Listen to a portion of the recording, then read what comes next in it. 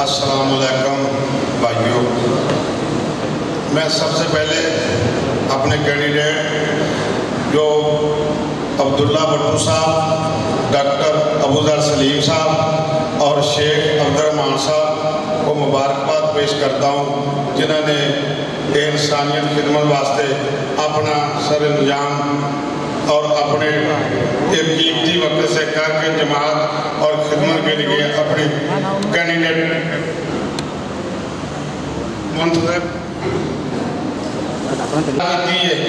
और मैं अपने जिन्ने भी भाई आ इतने तशरीफ लाए अपनी कीमती वक्त निकाल कर इन्हों का भी शुक्रिया अदा करता हूँ। और मैं अपने जिन्हें कैंडिडेटों को सलूट पेश करता हूँ। इन्होंने बहुत जो दौर आ, हर आदमी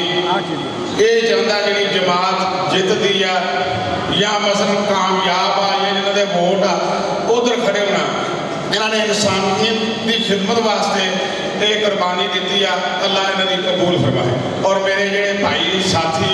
इतने आए आ और उन्होंने मैं शुक्रिया अदा करता। साडा जमात का पाकिस्तान मरकज़ी मुस्लिम लीग की जी इंसानियत खिदमत वास्ते ये अपने मैदान च आ गई है। ये अल्लाह के रज़ा वास्ते आई है। ये कोई सियासत या कोई कमान वास्ते या कोई ठेकेदारी या कोई अपना कारोबार वास्ते नहीं आई। ये इंसानियत की खिदमत वास्ते आई है। ये अपना मंशूर लैके आई और इन्होंने बड़िया पुरानिया और सारे लोगों को पाकिस्तान को बल्कि भारत को इन्हें साह चढ़ जाता उन्होंने तहसीलों के जिले गिनते उन्होंने इंशाअल्लाह दसिया इस जमात ने भी असी जमात और इतफाका अल्लाह की मेहरबानी वो इस जमात तो पाबंदियां ला ये कर वो कर जो भी उन्होंने होया इस पाकिस्तान की सियासत को दबा के गौरमेंट दबा के इस जमात को सानू बचाओ। ये जमात हो इंशाअल्लाह और वो वक्त दूर नहीं। अल्लाह की मेहरबानी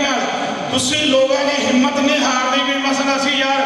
किधर मसला सियासत वाल ये जरूरी है। इस वक्त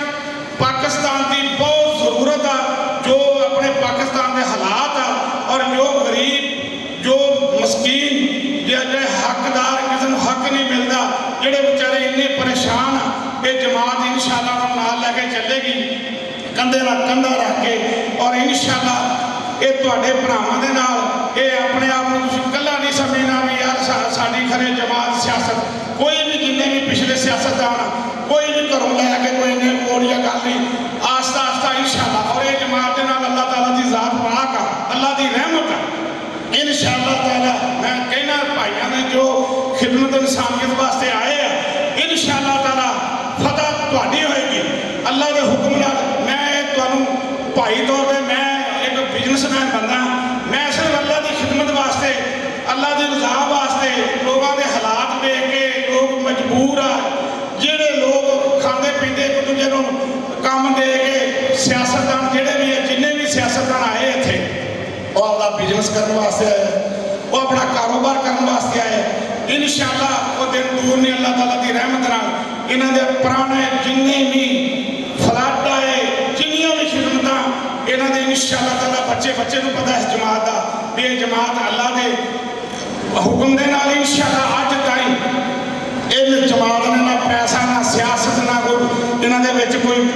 ये गल है कि असीं यह काम करना या असीं इस स्टेज से सियासत जाना असी बिजनेस लैके आना या असी अपनी चौधर करनी है ये अल्लाह की रज़ा वास्ते जिन्हें भी आप भरा अगे भी इंशाअल्लाह अल्लाह ताला ने अपन इज्जत बख्शी है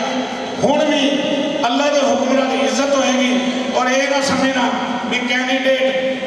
शेख अब्दुर्रहमान साहब खड़े आ या भट्टू साहब आ या डॉक्टर साहब आ ये समझ लो सारे आप खड़े आ सारे बाजू एक दूजे के अल्लाह के हुक्म नाल किते भी वो दिन दूर नहीं कामयाबी वाला। इस तरह समझो एक बच्चा दो बच्चे तीन अपने महल्ले दसन भी साडी यह जमात आ असी खिदमत वास्ते इंसानियत की खिदमत वास्ते इस मैदान च उतरे हैं और यदा मजबूर होकर इस